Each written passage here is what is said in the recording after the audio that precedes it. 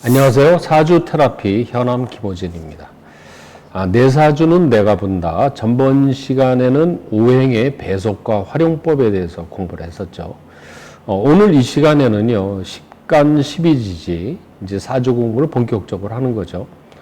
그 중에서 십천간에 대해서 알아보도록 하겠습니다. 이 사주 공부는 결국은 십천간, 갑을병정, 무기경신, 임계와 자축인묘, 진사오 및 신유술에 10글자, 12글자, 합이 22글자죠. 그거에 대한 공부입니다. 자, 여기 갑을병정, 무기경신, 임계라는 화면에 나와 있어요. 그런데 아직은 한자에 대해서는 낯설죠. 자, 이렇게 한글로 써놨습니다. 갑을병정, 무기경신, 임계. 적어도 이 십간의 한자와 12지지에 대한 한자는 우리가 알고 있어야 됩니다. 그 다음에 이 갑을병정, 무기경신, 임계가 오행으로는 갑과 을은 목, 그 다음에 병과 정은 화, 무와 기는 토, 경과 신은 금, 임계는 수. 이거는 분명히 알고 있어야 됩니다. 이 세상은 모두 양으로 나눠져 있다고 그랬죠. 그래서 목화도금수도 양목, 음목, 양화, 음화, 양토, 음토, 양금, 음금 이렇게 나눠져 있다는 겁니다. 그래서 한자도 이 오행도 갑은 자 여기서 이제 갑은 플러스 양, 을은 마이너스, 병은 플러스 정은 마이너스 이렇게 음양으로 되어 있다는 것을 알아야 됩니다. 그러니까 이 공부를 하기 위해서는 갑이라는 글자는 목기운인데 이게 양의 기운이다. 을이라는 글자는 목기운인데 이거는 음의 기운이다. 갑과 을은 목인데 양과 음이다. 이거를 구분해서 머릿속에 입력이 되어 있어야 됩니다. 마찬가지죠. 이 병은 양화, 정은 음화, 토는 음토, 양토, 기는 음토. 이런 식으로 이 오행과 음양으로 나눠져 있다는 것을 기억을 해야 됩니다. 자, 이게 십천간이고요. 십천간에 이어서 이제 12지지를 공부하는데요. 12지지는 자축인묘, 진사오 및 신유술해. 이것도 이렇게 한글로 써봤습니다. 역시 이 12글자도 한자로 기억을 해야 됩니다. 이 12지지도 역시 오행으로 나눠져 있는데요. 오행하고 또 음양으로 이렇게 나눠져 있죠. 양음. 이게 순서가 항상 양이 있고, 음이 있고, 양이 있고, 음이 있고, 이렇게 돼 있어요. 네. 제가 이제 종종 그 초등학교 동창회 이렇게 모임에 가면 여학생은 여학생끼리 앉고, 남학생은 남학생끼리 이렇게 앉잖아요. 그러면 저는 이럽니다. 이 음양의 조화를 너희들이 모르는구나. 양 옆에는 음이 앉아야 하고, 음 옆에는 양이 맞아야 되는데 자리 배치를 제가 해줍니다. 그러면 되게 좋아하죠. 더 분위기가 화기애애해집니다. 남자는 남자끼리, 여자는 여자끼리 이렇게 모이면 재미가 없죠. 이게 음양의 조화의 이런 그 결과이기도 합니다. 이 12글자와 10글자, 이거는 분명히 이 한자로 알아둬야 됩니다. 그런데 이제 12지지를 보면은요, 요 천간은 목화, 토, 금수로 이렇게 되어 있는데, 이 지지는 보니까 이 수 다음에 토고, 그 다음에 목 다음에 토가 들어와 있고, 화 다음에 토가 들어와 있고, 금 다음에 토가 들어와 있어요. 근데 이 자라는 수와 이 끝에 있는 해라는 수를 이게 하나에 이렇게 원이 돼 있다면 붙어 있는 거죠. 그렇죠? 이렇게 동그랗게 돼 있다면 목, 화, 금인데 사이사이에 토가 이렇게 배치되어 있죠. 그래서 이 토는 지지에 와서는 오행의 중간중간에 들어가서 경계선 역할을 합니다. 토가. 그러니까 이게 이유가 뭐냐면요. 수에서 물로 변화를 하는데 토라는 글자, 축이라는 글자가 들어가서 중간 역할을 하는 거고요. 목에서 화로 가는 데는 이 진이라는 글자가 중간 역할, 화에서 금으로 넘어가는 데서는 이 미라는 글자가, 그리고 금에서 수로 넘어가는 데는 술이라는 글자가 매개 역할을 합니다. 이 12지지에 대한 공부는 나중에 뒤에서 좀 더 자세하게 굉장히 얘기를 많이 할 겁니다. 이 12지지가 사주보는데 굉장히 중요한 얘기거든요. 근데 오늘은 그냥 자축인묘진사후 및 신유술에 12지지가 돼 있다. 이 사실 12지지는요, 우리의 실생활에 많이 녹아 있어요. 역사적으로 한번 살펴보면은요, 저 경주에 가보면은 김유신 장군 묘에 보면은 둘레석이라고 그래요. 여기 둘레석. 묘에 이렇게 돌로 조각해서 붙여놓은 게 있는데 거기에 보면 12지지가 이렇게 조각되어 있습니다. 그러면 통일신라 시대 때부터 12지지에 대한 어떤 그 신앙적인, 정신적인 그런 용도로 쓰고 있었다는 게 이제 역사적인 그 역사 유물에도 나오는 거죠. 네. 자. 오늘은 이제 12지지보다도 십천간에 대한 얘기를 먼저 하도록 하겠습니다.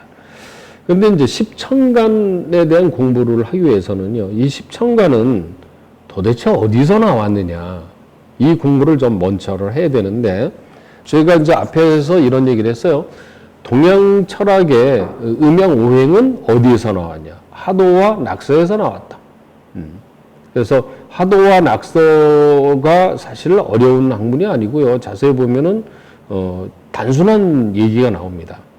자, 옆에 나와는 이 그림이 하도의 그림입니다. 이게 하도의 그림. 하도의 그림인데 하도는 상생이라고 그랬어요.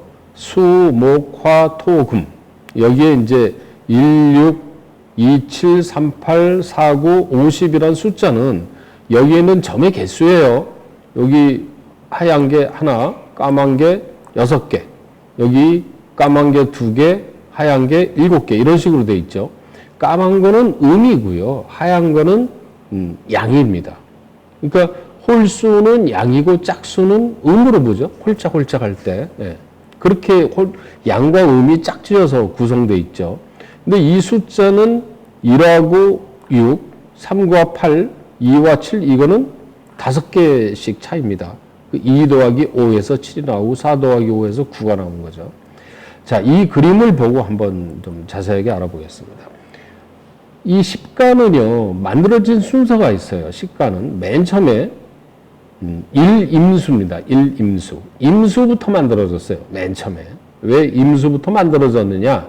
그거는 요 다음 페이지에 설명을 하도록 하고요. 일임수. 그 다음에 두 번째가 이정화. 세 번째가 삼간목, 네 번째가 사신금, 다섯 번째가 오무토다, 이렇게 됐어요. 제가 오행에서 설명할 때 오행에 만들어진 순서가 수, 화, 목, 금, 토의 순서로 만들어졌다고 설명을 했었죠. 그래서 임신 1개월에서 5개월 이런 설명까지 한 적이 있었는데요. 이 순서대로 만들어졌다는 겁니다. 일임수, 이정화, 삼간목, 사신금, 오무토. 자, 이것을요, 1, 2, 3, 4, 5, 이것을 생수라고 합니다. 생수. 생수는 뭐냐면, 만들어진다는 글자죠. 1, 2, 3, 4, 5가 생수라고 합니다. 그런데 여기서 이제 이 1에서 5개를 도와주는 거예요. 그러면 어떻게 돼요? 6개수, 7 병화, 8 을목, 9 경금, 10 기토. 이것을 성수라고 합니다. 이루어질 성이죠. 그래서 1에서부터 5, 거기서 다시 5를 도와서 6에서부터 10까지 만들어져요. 그래서 1, 2, 3, 4, 5, 6, 7, 8, 9, 10을 뭐라고 그러냐? 자연수라고 그럽니다. 자연수. 자연이 만들어졌다는 거죠. 사람 손이 10개죠. 발가락도 10개입니다. 사람 손이 10개인 거는 어떤 이런 자연수, 생수와 성수의 만들어짐을 상징하는 이 숫자라고 볼 수가 있어요. 네. 자, 10이라는 글자는요, 완전한 숫자입니다. 완전한. 신의 생명수다. 이렇게 얘기하죠. 무궁한 조화의 수고, 모순과 대립이 없다. 이거. 대립이 없다. 가운데에, 중앙에, 오무토와, 여기는 오무토와 오무토를 중간에 이렇게 둘러싸고 있는 10. 이거는 모순과 대립이 없고, 완전한 수를 10이라고 얘기한다는 거죠. 자, 그래서 이 5라는 무토, 5라는 숫자는 1 더하기 4해서 5가 되고, 2 더하기 3에서 5무토가 되고 1 더하기 5무토와 10기토는 1, 2, 3, 4라는 수, 목, 화, 금의 기운이 다 들어가 있습니다. 무토와 기토는 수, 목, 화, 토, 금수의 오행의 기운이 다 들어있어요. 그래서 사주를 볼 때 일주가 무토인 사람 또는 기토인 사람은요, 남의 얘기를 잘 들어줍니다. 일주가 무토 또는 기토. 왜 그러냐면 남의 얘기를 잘 들어준다는 것은 그 얘기를 이해할 수 있다는 뜻이거든요. 그러니까 무토나 기토인 사람은 오행의 기운이 다 있기 때문에 목이 얘기하는 얘기, 화가 얘기하는 얘기, 금이 얘기하는 얘기, 수가 얘기하는 얘기, 토가 얘기하는 얘기도 다 경청할 수가 있어요. 그래서 무토와 기토는 조종자 역할을 한다고 합니다. 그런데 이 하도는 상생이라고 그랬어요. 상생이란 이렇게 되는 거죠. 수는 목을 생해주고, 목은 화를 생해주고, 화는 토를 생해주고, 토는 금은 수를 생해준다. 앞 시간에서 사주 공부는 상생과 상극인데, 상생과 상극은 서로 조율해서 조종, 컨트롤해서 이 안정을 취하는 게 상생과 상극이라고 그랬어요. 그래서 이 상생의 순서는 우리가 꼭 알아둬야 됩니다. 자, 그러면 이제 그 다음 거를 보죠. 자, 하도낙서 그림이 역시 나왔는데요. 이 하도낙서에서는 음양오행이라는 기운이 들어가 있는데, 자, 이 얘기입니다. 여기 보면은요, 하도에서 16, 그 다음에 27, 38, 49, 그 다음에 가운데 50. 이거는 음양의 짝이에요. 음과 양. 그러니까 하도에는 음양과 오행이 들어있다는 말이 이런 의미죠. 16, 27, 38, 49, 50이라는 홀짝홀짝 음양의 짝이 구성되어 있고, 자, 이 그림을 보면은요, 요거는 여기에 나와 있는 목과 화는 양의 기운, 그 다음에 여기에는 금과 수는 음의 기운입니다. 그러니까 전체로 보면 양과 가운데에 토라는 조종자 역할이 들어가 있다 이거죠.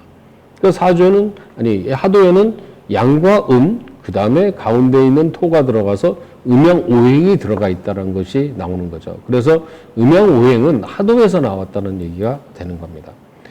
자, 사주 공부를 하려면은요, 꼭 암기를 해야 될 것들이 있어요. 이게 이제 이런 겁니다. 1 임수, 2 정화, 3 간목, 4 신금, 5 무토, 6 계수, 7 병화, 8 을목, 9 경금, 10 기토. 이거는 이제 입에 이렇게 익숙해지도록 암기를 해야 됩니다. 근데 임이라는 이 임수라는 이 한자는 일을 의미한다는 거죠. 첫 번째. 이거는 이제 언제 써먹느냐면 뒤에서 써먹을 수가 있어요.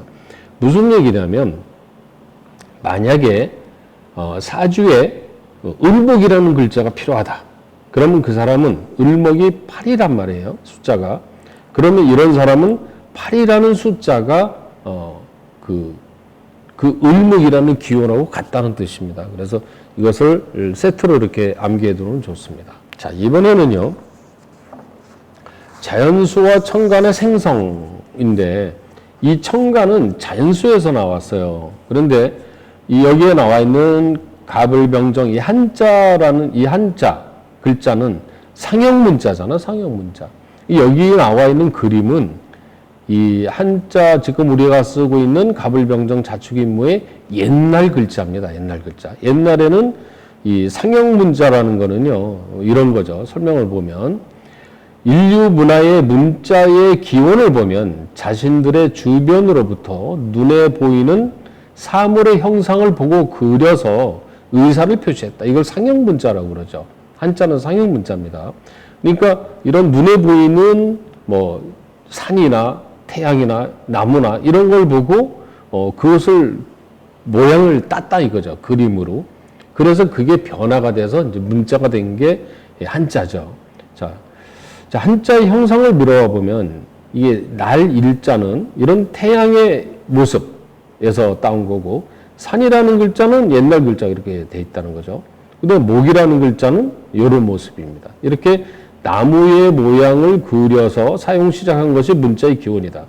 자, 이게 이게 태양이잖아요. 그래서 요 태양의 옛날에는 날일자, 태양을 뜻하는 게 이런 글자였는데 이게 지금 이렇게 변한 거죠. 그 다음에 요거는 옛날에 산을 의미하는 글자인데 지금 이렇게 변한 거고, 그 다음에 이게 나무 목자의 옛날 글자인데 지금 이렇게 변했다는 겁니다. 그러니까 상형 문자가 시대가 가면서 이렇게 변화를 한 거죠. 네. 자, 그래서 이 청간 옛날 글자가 이렇게 생겨 있는데 이 글자들이 보면은 이런 글자 갑, 을, 병, 정, 무, 기, 경신, 임기라는 이 글자인데 이 글자가 가지고 있는 게 글자에서 의미가 있다는 거죠. 그 글자의 뜻이. 자, 수가 문자로 성립된 상수 문자가 자연의 전체를 직관할 수 있는 시발이 하도와 낙서다. 수에서 문자가 나왔다는 거죠. 문자가. 이걸 상수 문자라고 합니다. 그래서 이 문자를 봄으로써 자연의 전체를 이렇게 직관할 수 있다. 그런데 그게 어디서 시작됐냐면 하도와 낙서에서 시작됐다는 얘기입니다.